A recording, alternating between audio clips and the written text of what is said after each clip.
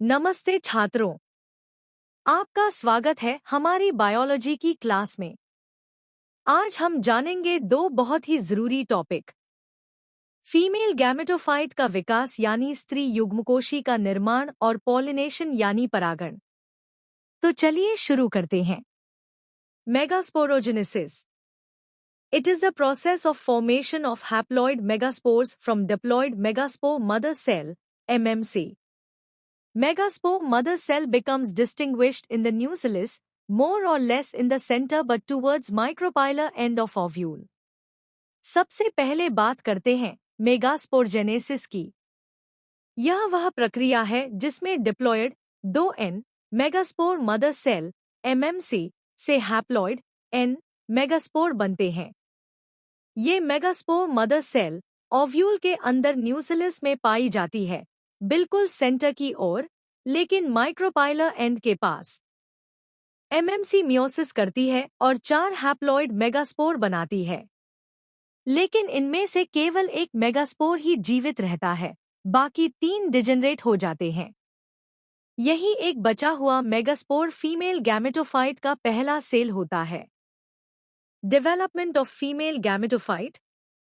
Megaspore mother cell undergoes meiosis to form linear tetrad of haploid cells, i.e. megaspore. Upper 3 megaspores abort and lowest one towards center of nucellus remains functional. It acts as the first cell of female gametophyte.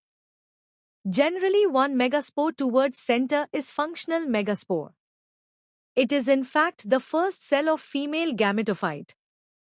It undergoes 3 successive free nuclear mitotic divisions. Thus total 8 nuclei are formed, 4 of which are located at each pole. One nucleus from each pole migrates towards the center and are called polar nuclei. 3 nuclei towards micropylar end constitute egg apparatus. It consists of large central, haploid egg cell and 2 supporting haploid synergid cells. Synergid shows hair-like projections called filiform apparatus, which guide the pollen tube towards the egg. Antipodal cells are group of 3 cells present at the chalajal end. The 2 haploid polar nuclei of large central cell fuse to form diploid secondary nucleus or definitive nucleus just prior to fertilization. This 7-celled and 8-nucleated structure is called an embryo sac. This method of embryo sac development from a single megaspore is described as monosporic development. In angiosperms, the development of female gametophyte is endosporous, i.e. within the megaspore. Female gametophyte is colorless, endosporic and is concealed in the ovule enclosed by ovary. Female gametophyte का विकास। अब ये एक functional megaspore 3 बार nuclear mitotic division करता है। मतलब सिर्फ nucleus का विभाजन होता है, सेल्स नहीं बनती। इस तरह से कुल 8 न्यूक्लियस बनते हैं, जो इस तरह अरेंज होते हैं। 3 न्यूक्लियस माइक्रोपाइल की ओर जाते हैं और बनाते हैं एग apparatus, एक एग सेल, 2 सिनर्जिड्स जिनमें होती है फिलिफॉर्म apparatus, जो पोलन ट्यूब को एग तक पहुंचने में मदद करती है। 3 न्यूक्लियस चलाजल एंड पर जाते हैं और बनाते हैं एंटीपोडल सेल्स। बचा हुआ 2 न्यूक्लियस सेंटर में रहते हैं, इन्हें कहते हैं पोलर न्यूक्लियाई। बाद में ये आपस में फ्यूज होकर बनाते हैं diploid secondary nucleus.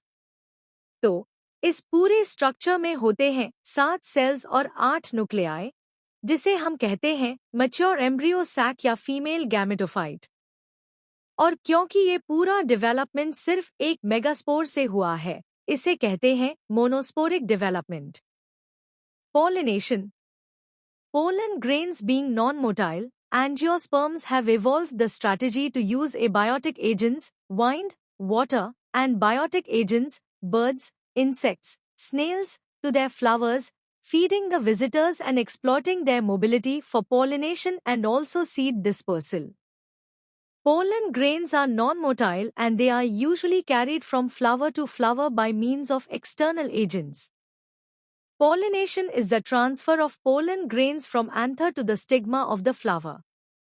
It is a prerequisite for fertilization because both the male and female gametes are non-motile. Moreover, gametes are produced at two different sites. परागण। अब बात करते हैं पोलिनेशन की, यानी पराग कणों का स्थानांतरण। जैसा कि आप जानते हैं, पोलन ग्रेन्स नॉन-मोटाइल होते हैं। इसलिए पौधों ने एवोल्यूशन के दौरान अलग-अलग तरीके विकसित किए हैं, जिससे पोलन एक फूल से दूसरे फूल तक पहुंच सके। कुछ पौधे एबायोटिक एजेंट्स जैसे हवा और पानी का इस्तेमाल करते हैं और कुछ बायोटिक एजेंट्स जैसे कीट, पक्षी और घोंघे का। पोलिनेशन का मतलब होता है पोलन ग्रेन्स का एंथर से स्टिग्मा तक पहुंचना। यह प्रक्रिया फर्टिलाइजेशन के लिए जरूरी है क्योंकि न तो मेल गैमीट चल सकता है न फीमेल गैमीट। पोलिनेशन ही वह माध्यम है जो मेल गैमीट को फीमेल गैमीट तक पहुंचाता है। Quick recap. एमएमसी मियोसिस एक functional megaspore. Functional megaspore 3 mitosis 8 nuclei. Embryo sac 7 cells 8 nuclei. Pollination पराग का स्थानांतरण एंथर से स्टिग्मा। तो दोस्तों, आज की वीडियो में आपने सीखा फीमेल गैमेटोफाइट का विकास और पोलिनेशन का पूरा प्रोसेस। अगर आपको ये वीडियो पसंद आया हो तो लाइक करें, शेयर करें और सब्सक्राइब करें हमारे चैनल को ताकि आपको ऐसे और आसान बायोलॉजी वीडियो मिलते रहें। अगर आपके कोई सवाल हो तो नीचे कमेंट करें। मैं फिर मिलूंगी अगली क्लास में। धन्यवाद और हैप्पी लर्निंग।